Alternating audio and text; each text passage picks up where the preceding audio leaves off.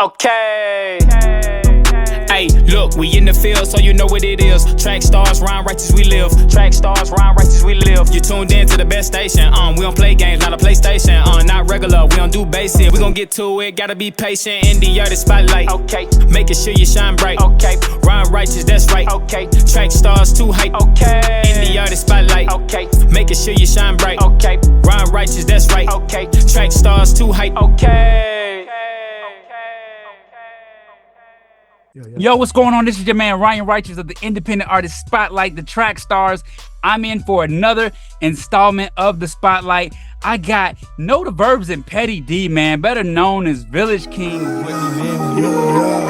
on my crisscross, carry crisscross. Make them jump with the crisscross.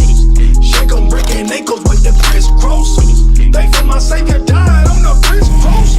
I'm on my crisscross, carry crisscross. Jump with the crisscross. Shake 'em, breaking ankles with the crisscross. Thank you, my savior died on the crisscross. Can't go nameless, both globally and internally famous. I gained peace from a lion. While standing in opposition and thinking my sin was silence, but in the middle of the storm, he still heard me. Never go for peace that is worldly. Man, what's going on, fellas? What's going What's down, happening, man? Glad to be here, bro. Yeah. Big fans of y'all in the show and Track Stars, so it's an honor. No, for real, huge fan, man. Man, listen, humbled is below the word I'm looking for, man. Where do I start, man? Legends, hip hop gurus. Like, what do you guys want to be known as on this, man? I see Petty D the vet over there. Shouts out to you. Salute. Yeah. Verbs, Humble man. Like, service of the Most High. Yeah. say what now? I said humble servants of the Most High who like to play with the pad and pen. Hey, man, I love that. I love that, man. Y'all have so many unique ways of referring to yourselves as lowly and representing the king, man. I love it, man. You guys are amazing together.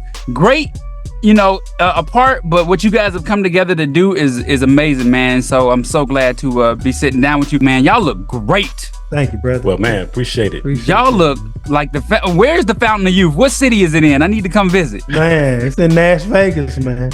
You said Nash Vegas? Yeah. That's crazy, man. So, golly, I mean, it's so many things I was thinking about. I had scratched off so many questions when I was preparing for this interview. But where do I want to start, man? Let's just start with, when y'all got together, y'all fellowshipped, and this all came together, man. Let's talk about that. Yeah, you want to start? Yeah, I mean, really, a lot of people don't know, man, but I've been a Know the Verbs fan since like forever. And Okay. I want to first and foremost, every time I get a chance to get his brother his flowers, I do it. I was at a guy named Mo Henderson. Shout out to Mo. The first label I was signed to in 1998, we were at Mo's house, and Mo was like, man, I got something I want you to listen to, man. And he put on a Know the Verbs album. Okay. And I just was like, that set the bar for me. I was like, yo, like one day I want to work with this guy, man. And like, yo, like it people always give me props for my first album, Still Alive in 1999, but a whole year before that, this man already had an album out, and he had already set the bar, in my opinion. Mm-hmm. And not to mention he was on the same label as Grits, and just they were already doing stuff that I aspired to do, man. Mm-hmm. And long story short, big shout out to Ron Carter, Bonafide from Grits. I was producing for them. I moved to Nashville and got closer to Verbs, met Verbs, and kind of became a late entry of the Factors family. Verbs was already in the Factors family with Grits, you know what I'm saying? And and I was producing, and we just became brothers, because I was just like, man, he dope. I got to meet him. Like a lot of this stuff he had just started hearing in the last couple of years, because I was fanboying, bro. Like, he had no idea. You know what I'm saying? Everybody tried to give me props for Still Alive, but his first album came out, I was just like, man. And then his second album dropped when it was 1999 or 2000. 99, 2000. Yeah. So when his second album dropped, Action Figure. Yeah. I was like, man, one day I'm gonna produce for this dude, man. And I actually came up to GMA. This was before I was living in Nashville, and he still had the copy of the cassette that I produced a track for the Action Figure remix. Oh, that's huge. Big. That's huge. And I wanted to produce for this cat, man. And I've always wanted to work with him as an artist. But then he began to pastor and do pastoral stuff, which is we came up in the same church here in Nashville. And then I was just like, dang, like I love this brother. I don't know if I'm ever get to work with him on music, man, because he pastoring now. You know what I'm saying? But we just maintained our friendship for 20 years, man, and as brothers. And we've always done stuff. If you go back to my catalog, you'll always hear from time to time, you'll hear Verbs on stuff. So he was on the Thug Love album with Grits. Okay. And we did a song called We Three Kings on the Christmas album. And then one day I was just missing this brother, man, and just missing that whole vibe. And I hit him up and I was like, yo, like, man, let's just sit down. Let's just fellowship, man. Teron had moved and I just was missing my brother, man. And we sat down, and long story short, he was playing some music for me, and we went back to his studio and he was playing some music for me. And, you know, I tell this story all the time, is that when I was with my brother listening to these tracks, I hadn't felt like this since I was 14 years old. And it was just like, we started doing mumble raps and mumble tracks, and he was like, wait a minute, this sound good, let me record this. And so he was recording it, and he was mumbling, and then I was mumbling, and it was pushing each other out the way to get on the mic on our parts and stuff. And then we did like 5 tracks like that. He was like, yo, we was sweating. He was like, yo, let me put on another one. And then we both rode for like a week listening to these mumble rap tracks. And that felt like something. He was like, yo, I think we have something. And I was like, I do too. And then he made me promise. I was like, yo, I'm not interested, because everybody's doing the collabs. All the rappers are doing the collabs. Yeah. And I was like, at this season of my life, I really just don't want to do a collab. I was like, I need my brother. Even Jesus sent the disciples out 2 by 2. Exactly. So I was like, you know what? I want to do a group. Let's come together as brothers, man. He was like, I'm down. Yeah, he was like, I'm down with it. That's crazy. So Verbs, you had put the music down for over a decade to just do other things, man. What was it like coming back to the music and just like, I mean, it feels like you never put it down, bro. Like y'all vibing together, crisscross. I mean, it was crazy. So what was it like for you to come back and realize that your pen was just as sharp as it was when you put it down? Man, that's a great question. I mean, for me, I'm just a fan of not just like hip hop music, but the craft that's behind it. I'm a fan of lyricism. I'm a fan of being able to take words and bend them, manipulate them to tell a story. And so for me, I never really lost just the intrigue of that all. And so if I was listening to others, music, or just, figuring out, like I'm always studying, even if I'm not actively doing it, and appreciating other people's music and whatnot. Because I mean, for me, man, I came in early. Like for me, the pioneer I point to is always Soup the Chemist from SF. Chemist, yeah. So I met him the same year I came to Christ. I was a 12-year-old. Wow. Saw him in the backyard doing the show in Phoenix, Arizona. And I was like, man, I want to do what he's doing. And so I've been like a consumer and contributor and consumer again of CHH since 1983. And so like literally all the waves and all the cycles, I feel like I've been here to experience a lot of those from way back. So it's been cool to just see where the movement is going, where it's been, the pitfalls, the victories, and all that sort of thing. So like I'm always present in it. To answer your question, always present in it. So when it came down to an opportunity to create music again with this brother, it was like I didn't want to go back out and do another solo effort, because I was familiar with the work that goes behind that. And if you want to do it or pick the pen back up, it's like, man, you want to do it with somebody that you can walk with, that you can trust, and appreciates the music just as much as you do. And so that's really the other connection that came in. It was like, man, to do it with somebody else, no question, let's do it. To do it solo, I wasn't in a rush to do it. So kind of in that hiatus years, really that was just, man, because again, I started at 12 years old, was rapping all the way through high school, my early 20s, was about to get married. And then I said, okay, Lord, what else have you wired me to do? And let me just kind of go and discover what that may be for a while before I came back to the music, which at that point also kind of CHH on the CCM side was just in a weird spot anyway. And so after learning just, there's business behind the music, which obviously we all need, as artists, we all need to be familiar with. Right. But at some point it really, frankly, just stopped being fun. And it was more work and other things that you had to do just to stay current, to be able to continue what you were doing from both the financial aspect and just other things that were just weird. And I was like, man, I think I'm okay to tap out for a moment and just kind of see what else God wired me to do. Man, that's crazy. Behind the scenes, though, a lot of people don't know is people always ask, how did it come about? I mean, we've been brothers consistently as friends behind the scenes. So it wasn't something that we just met up at GMA or met up at some hip hop conference and decided to do something together. But we've always been brothers. So really for us, this part of it is a bonus.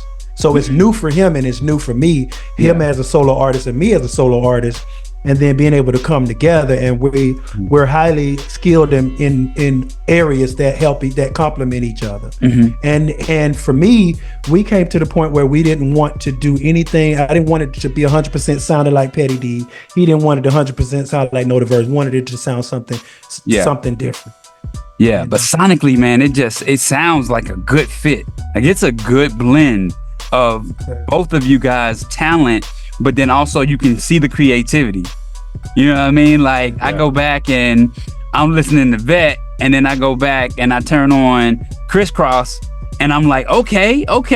And then I went to the EP and I was listening to Afro Frontier, and it was just like, oh man, it's like y'all are just, the gel and the vibe is crazy, but y'all still have y'all's original flavor that you bring.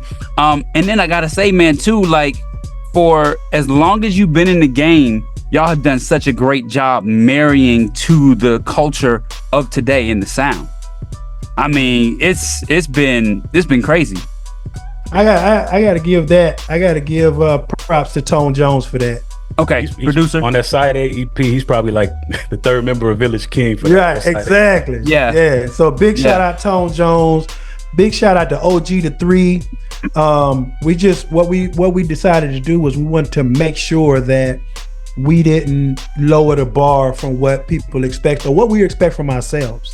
Yeah. And so for me, I kind of do the Kanye West thing where even though Kanye is a producer, he uses other producers to bring a different sound out of him. Yeah. So we never shy away from using other producers, utilizing other producers and hot people around us. For me, we had Tone Jones on the first EP. Crisscross was produced by OG the 3, and Turn It Up, I produced Turn It Up. Okay. But man, by the time we wrapped over all these, I'm like, okay, I'm ready. Let me get on MP. Let me get on this new LPC, because they helped me step my game up. Yeah. Wow, I love that. Talk about what it was like sitting down for the Mic Drop documentary. Wow, man. The funny thing is, man, that was so long ago. By the time it came out and the public was able to kind of see it, man, we had probably, I want to say the interviews we did, because that was the same day. That was the same day. That might have been 2018. Yeah. Okay. So, and the story was still kind of being shaped. We understood, what the plan was for the film, which, I mean, again, shout out to Darius West. Yes. Because he was able to capture the stories from the OGs, from the mouths of the OGs. He did a great job. Not too long after that, we started losing a couple of them. So I was glad that, especially a guy like Soup, who was like from the jump, obviously Stephen Wiley, just to be able to hear it straight from their mouths. And the funny part, once I saw the final edit, man, it was like some of the same things that they were experiencing at that point back in the 80s, really kind of 2024, some of those same remnants still kind of float around a little bit. And it's like, man, just it makes you go back and reflect, like, man, how do we keep continuing to level up? They dealt with it, then we dealing with it, and then I'm seeing the newer guys some of them are still dealing with it. And it hurts my heart, Yeah. But at the same time, like going back to Soup, man, Soup, we're actually children of Super C, man. Like, Okay. SFC. Yeah. It's funny how he discovered Soup in Arizona, and then I discovered Soup in Florida. Oh wow. And it's before we even knew each other. Okay. And it's just kind of like, what is it? 7 degrees of separation. Yeah, 6 degrees of separation. Yeah. Yeah. So, man, it just shows the beauty of showing, speaking life over music. And hearing his story blessed me because my story is different. I heard Soup in a skating ring at the church. I came out of the streets, and a lot of people was telling me that, hey man, this gospel rap and you can rap for Jesus, bro. You know what I'm saying? You can rap for Jesus. And I went to the Christian bookstore, and before that, I heard about him at a skating ring, and I was like, man, I thought these people were saved, bro. They playing rap. They're skating the rap. And I went to the DJ booth, and I was like, who is this? He was like, man, this, you know how Christians is. You don't know who this is. This SLC, this Soldiers for Christ, and Phase 3 album. And so I went to the Christian bookstore, and that was back in the day when they let you, put on the headphones and listen to albums and pick out what you want to. And I spent hours in that Christian bookstore, man, just falling in love with CHH. Wow. To this day, we're still fans of CHH. Like, that's what I want to see for the young generation, is to get back and become lovers of the history. Yeah. I think a lot of times when guys come into this, they don't know anything about gospel rap, and they kind of think they're the first ones to do it. Oh yeah. They don't know the history. Oh yeah. And there's an importance in knowing where you came from and what came before you, so you can know where you're going. And so for me, I just sat in a Christian bookstore, and I would spend hours in there, man. But that SFC Soldiers for Christ Phase 3 album, I had the same experience that Verbs had, is that this is what I want to do for God. This is what I want to do for the rest of my life. And I remember going to the studio, because I was a mainstream artist, hadn't taken off yet, but everybody around me had started taking off and blowing up. And I came back to the studio and I said, yo, I'm gonna rap for Jesus. Yeah. And bust out laughing like, what? That's a thing? I'm like, yeah, I'm gonna rap for Jesus, bro. But shout out to Super C, man. And we're, that's my Soup to Chemist SFC story. But that's crazy. Yeah, man. So it's a blessing, man. It's a blessing.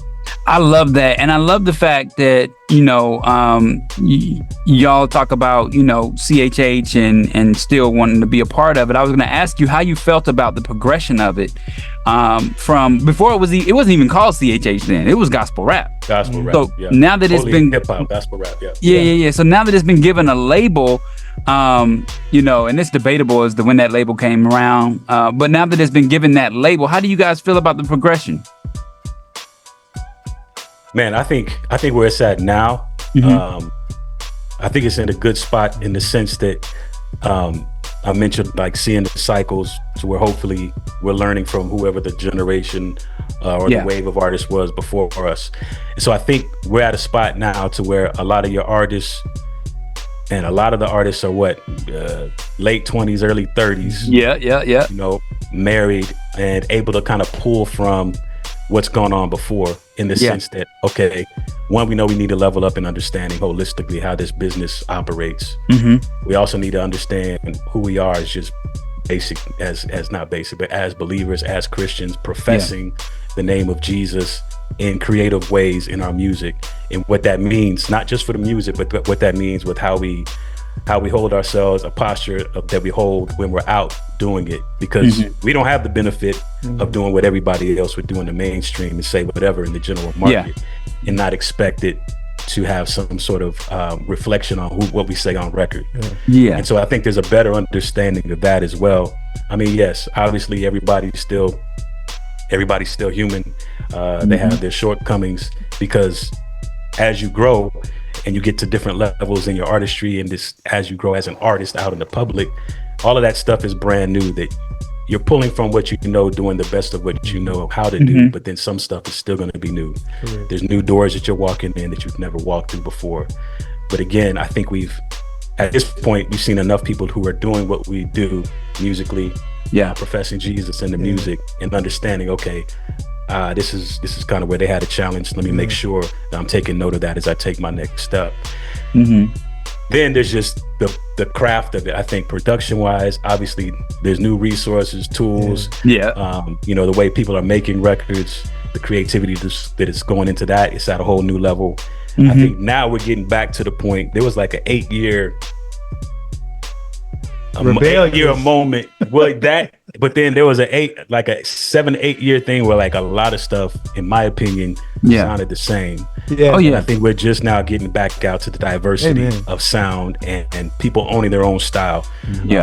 From your Scooty Wops to your Jackie Hill Perrys to your Miles Minnix. So we're starting to show variety again, which I'm glad to see, because that means like everything doesn't sound the same, but people are actually being themselves and who they are as an MC or as a writer, and then just letting that be versus trying to fit into a mold of somebody else that's hot right now in the mainstream. So I love that aspect of it. How did? Oh, go ahead, Petty. I think it's in a beautiful place. Just to piggyback on what my brother's saying is that I kind of stepped away. I've always done stuff, even if it was the TV and film stuff or features and stuff like that. But as far as dropping albums, if you notice in my career, I kind of stepped. There was a couple of years where I just stepped away. I stepped back during that rebellious phase when people were saying CHH is dead and all of this. These guys who are like Verse was saying, these guys who were in their 19, 20 years old, they're in their late 20s, early 30s now, starting to level out. This whole CHH thing is dead, and I'm just like, that absolutely makes no sense, because what we do as believers, how can you kill something that has originated from a Messiah that was raised from the dead? Like, what we stand on is the Messiah being raised from the dead. So how can you kill something that was established from the Messiah being raised from the dead and saving souls? And there's a lot of work out here still to be done. And I'm just like, bro, this don't make no sense. Like it was more frustrating than anything for me before I would contribute to any kind. I'm a big I'm about resolve. I'm always about resolve. So if there wasn't anything that I could contribute that would help for resolve, then I didn't want to add to all the talking heads. And so to see this generation of Miles Minnix and Bizzles and you know what I'm saying, and all these guys, man, that's just like dope beats, dope content, Jesus. I'm like, bro. CHH back, bro. Like people are, and then we're fans of it. Like we literally, I can't speak for nobody else, but we still love Christian hip hop. We literally send each other music. Oh, good. Like, yo, you heard this? Yo, you heard this person? Yo, I heard that. Yo, I got this. Yo, the remix. He know I'm crazy about the song Stay Low, right? Stay Low, man, because I'm from Florida, it's all about that bass, right? So I'm like, man, these girls rapping, they going, it's like, yo, he sent me the Stay Low remix with Jackie Hill on it, and I was like, yo, so we just send each other music back and forth, but just seeing that love and everything coming into play where, guys that's from our generation are doing it. It's like everything is kind of starting to fall in its place. And it's so good because now you got the Derek Miners and the Thizzles and all of those guys. They're in their 30s now. They was the young homies, and now you got the Miles Minnix, and then it's just like a whole shift, and it seems like everything is starting to fall into its place. And I just want, with a lot of people don't really know my background, and I don't really talk about my testimony, but I came out of the mainstream, and these guys are my counterparts were like 2 Live Crew and Rick Ross. Shout out to Rick Ross and a lot of the guys that was in Florida that was up and coming, and they respect when it's Jesus. Wow. Like what we have to understand as the body of Christ is that the mainstream is watching us, and they want us to take ownership of who we say we are, because that's cognitive of the streets, because hip hop is all about keeping it real That's and good. rapping about what you living. Yeah. If I say I'm rapping about Jesus, then rap about Jesus. You know what I'm saying? If it's hard and it go hard and the beats is, man, I see how he did that. The streets respect that. You know what I'm saying? Mainstream respect that. But when somebody can't understand what it's about, at the end of, not saying everybody has to rap the same thing. I'm not saying that. We're a body. Right. We're a body. So, you know, our generation went through that. You know what I'm saying? If you wasn't, you know, doing the excerpt and ecstasy and this, you wasn't a gospel rapper. You know what I'm saying? If, you know, you either had to be cross movement or LA Symphony. You know what I'm saying? Yeah. So our generation went through that, but we started to understand that there is a body. You know, we need a grits, we need a cross movement. That diversity. And so we're seeing the diversity come back. We're seeing everybody talking about straight Jesus come back, the beats. So now my heart's desire as an OG, and we talked about it, our desire is to see the CHH artists take ownership. Yeah. This is who we are. This is what we, you know, grunge rock people, they all about grunge, you know what I'm saying? Yeah, they are. Like, people take ownership of their genres. And I just want us to take ownership of our genres and let them know that what we rap about is more, even though it's harder for stuff to catch on, our shelf life, remember I said this, our shelf life as Christian artists and even as your content, our shelf life is 10 times longer.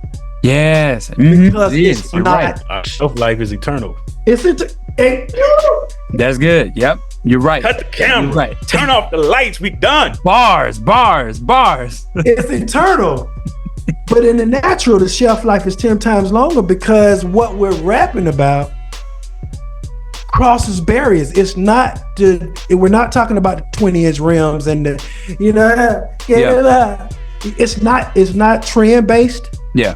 And the music is not trend based. So it'll speak to somebody's life. A song 8 years ago. Oh yeah. Because of our subject matter as Christian, as CHH artists, as Christian artists, as people who speak life over music, somebody will always be touched by it. So yeah, you might not look at Grits.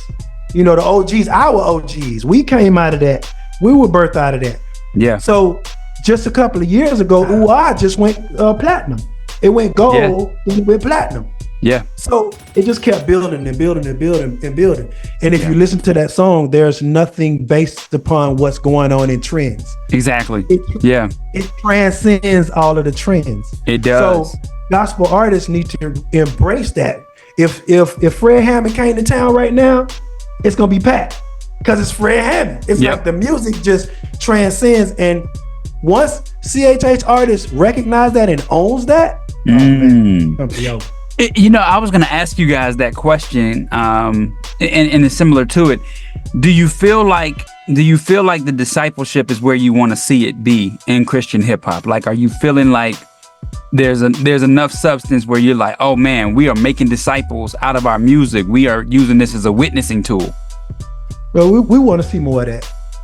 We want to be the ones that are influencing the influencers. Yeah, okay. Gotcha. I want to build that relationship with Miles Minnick. I want to build that relationship. The downside to what we see on the outside is that when they make mistakes, it's like, oh man, I seen my homeboy, I seen somebody, I could have helped with that. You know what I'm saying? Yeah. Just embracing the OGs. We're not your competition. Yeah. I love that. And we want to see the ministry side of it because my kids are grown. You know what I'm saying? I got grown kids. So, I mean, and then my brother, his kids is teenagers. Yeah. Well, teens and preteens. Yeah.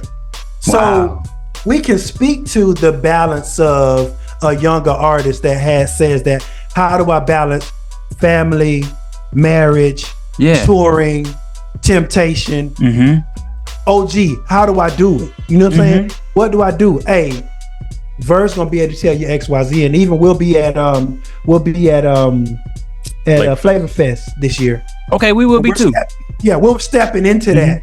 Yeah, and even when this airs, we're opening ourselves, you know, not just for the music side, but for discipleship. Okay, because our generation needs that, because we still have artists that are coming from fatherless families, and if they can't connect with their pastors, and they don't have that leadership, then we're in that age and in that area to be, you know, the Dame Dashes and the people who speak to. We're 20 years your senior, so we're able to speak to it in a place that that helps you. Because we don't want you to have dope music, man, and then your life is trash, right? And your life falling apart, and you feel like you can't grow in God. So, but I will say, I think as far as from a lot of the newer artists that I've heard, because again, all the challenges and pitfalls that have happened previously, I feel like a lot of the younger artists now are making sure that they have that piece covered with their home church, or they're in a life group or a small group, because they know, okay, there is safety in a multitude of counselors, and I'm taking serious, you know, this thing that I feel like God is calling me to do musically. So I just don't want to haphazardly go out there, you know, running rogue and do something that disqualifies me from that. So I think a lot of the newer guys that I see, they have those things in place. I don't know about everybody, but some of the ones that I see have those safeguards in place. And even for us, because now we're in a new season of discovery as we're older artists making hip hop music, to where now, you know, the parameters are being pushed back. Everybody always refers to Andre 3000 talking about, well, now that I'm older, what do I rap about? But I mean, again, for us, back to what Petty said, it's like, man, we're in a position that, like, literally there's nothing off the table that we can't speak on. Exactly. Because of the core basis of our message and the hope and the life that's in that. We can literally speak about, you know, sexual intimacy. You can speak about, you know, drugs. You can speak about whatever else everybody's wanting to know about, and it kind of tickles the ears. It's like, okay, we're informed from a godly lens what those things looks like, even if it's in the form of storytelling, but it's always applicable to whatever's going on inside culture. And then just speaking to just going to that, as we were recording this music and doing what we were doing, and Hip Hop 50 was coming up, and we were like, man, the Lord has put us in at a perfect time, because now all of the parameters, like Verse said, is being pushed back. Nas come back out with music, and you just like, yo. And then it forces artists that are seasoned like us to set the bar high and to set those parameters and not get tagged with that old school, that old school label. And so you see Method Man coming out. Everybody just started coming back out, and it's like, yo. And it's like, okay, they get it. It's like it's a wave happening. Yo, keep my ear to the streets, keep my, sharpen my bars. You know what I mean? And it's like, wow, what a beautiful time to come back, or to push forward. And that's another reason why we set the bar high on on our presentation, music, quality tracks, writing, and set the bar high. Not only does it set the longevity for us, but then it gives guys like Miles Millick and D1 and all these guys, it gives them a bright light to say, hey, shoot, I'm 20 years old, but man, shoot, when I get 40 something, I can still be rapping too. You can still be doing it. And it puts more fuel in the tank and more energy. And and I love that, because hip hop was the last one to actually make this transition. If you look at music, we were the last generation that was following that lie. You would even get people who we look up to say hip hop is a young man's sport. Hip hop is a young man's sport. And I'm like, all the other genres of music. When it grows to a certain point, it branches off. You saw it in jazz, then you get classic jazz, then you get instrumental jazz. You saw it in R&B, you know what I'm saying? You got the 80s rock, old school rock, new school rock, grunge rock. So as rap grew and branched off, it was time for us to not accept that, because now you start seeing the revelation that God gave me about it was, we look at hip hop as a sport, but it's not a sport, it's a genre. And the only people that kept enforcing that hip hop was a young man's sport was so that they could maintain themselves as the owners, and we always forever be the players. We never become the coaches. We never become the team owners. But now that wall has been pushed down, then we are label owners. We do have Soldier Sound. We do have Village King recordings. We do have Soldier Sound records. We do, have the studio and just being the owner, the player. You know what I'm saying? And saying, hey, guys, let's knock this wall down and keep going. Yeah, that's what we want to transition to as well. It's been 18 years that we've been doing Track Stars. Wow. And everybody's like, what, 18 years? Like, it's crazy because it's taking up so much of our time. And it's like, but you get so much out of it, and it becomes something that you are, your purpose to do.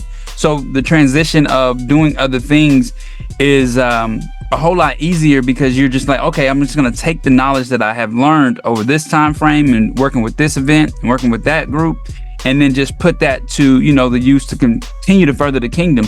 We want to one day be able to welcome the junior track stars, whatever that looks like, some 20-year-old guys that get in front of the microphone.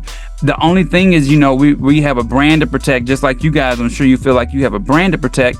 And it's like, I just can't let anybody, come in and just start saying stuff that we haven't 100% in our hearts have the same heart toward Christ that we reflect in our brand. Amen. So I get that. And one question that does raise for me to you guys, how do you feel about,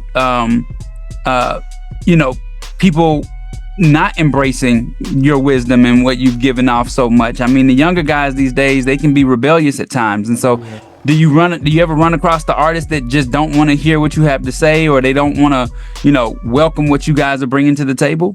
Well, they never really openly reject it. They just, oh, thank you, big homie, appreciate that. And then you go and see them in public do something opposite. It's like, eh. But for me, I would say 95% of the time, they embrace it, because they're coming for, they understand our history. So they're coming for that wisdom, because all it's going to do is ensure their longevity. Right. But then you got that 5% that just want to just for the music and just for the views and just for the and that comes with anything. But I would say for the most part, most of the time, people who ask, they're genuinely embracing having it. If they don't want your advice, they'll kind of speak to you, show love, and keep it moving. I would love to pick y'all's brains beyond the music and everything else y'all got going on. Because like I said, we came up off you guys, so it's just so much that we could glean from you all. Amen. Thank you, bro. Thank you for the love, man. And absolutely. It's a big deal. It's a big deal for both of us, man. We're not ashamed to say that. Oh man, thank you. It's a huge deal. When I told the team, I was like, I'm doing the independent artist spotlight with Petty D and Know the Verbs. They was like, what? No, but when you guys come to Atlanta, please let us know. Done deal, bro. Schedule it so that we can make sure that we have you guys on. It's every Saturday, 12 to 2, but we'd love to have you guys come in and guest host with us. Oh, that's dope. So much knowledge and so much wisdom to drop. You heard it first. That's the Independent Artist Spotlight. I sat down with Petty D and Know the Verbs, and it was crazy. I got some good information. We got some good exclusives coming for you. Side B is coming. They're going to be at Flavor Fest, so make sure you tap in. Full interview. Track stars, Ryan Righteous, Shantana, DJ Jeremiah. Let go. In the artist spotlight, okay. Making sure you shine bright, okay. Ryan Righteous, that's right, okay. Track stars too hype, okay.